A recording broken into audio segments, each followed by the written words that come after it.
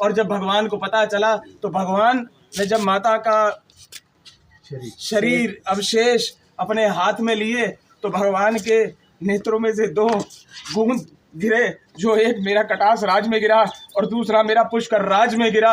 ये पृथ्वी के 2 नेत्र हैं, ये पृथ्वी के 2 नेत्र हैं, ये अमृत कुंड है। ये आप समझो ये अपने आप उत्पन्न हुआ है। ये कहाँ से स्तोत्र आ रहा है किसी को नहीं पता है, जल कहाँ से आ रहा है, ये स्तोत्र वहां से है।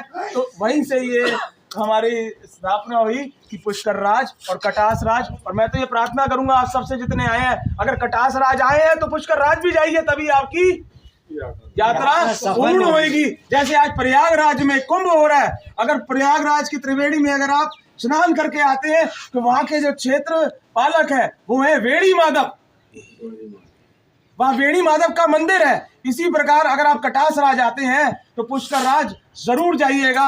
आपकी जो ये यात्रा है आपको सफल होगी और भगवान का आप सबको आशीर्वाद मिलेगा कि हे प्रभु, भगवान मृत्यु के देवता है।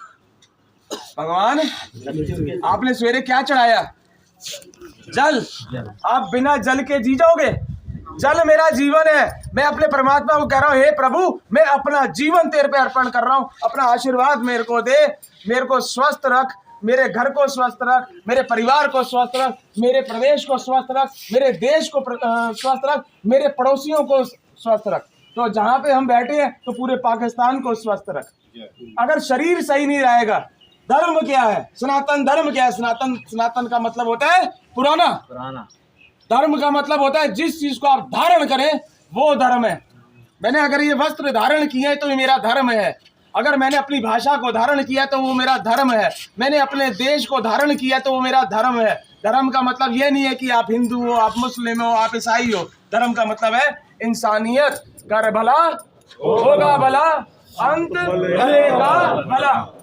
अब मेरे से कल एक प्रश्न पूछा गया कि आजकल एक ही टॉपिक होता है कि भैया मेरे पड़ोस से मेरी नहीं बन रही, मेरे माँ से मेरी नहीं बन रही, मेरे अपने पिता से नहीं बन रही, मेरे अपने भाई से नहीं बन रही, मेरे अपने दोस्तों से नहीं बन रही। अरे क्यों नहीं बन रही? बन सकती है ना। भगवान शंकर का एग्जाम्पल ले लो ना।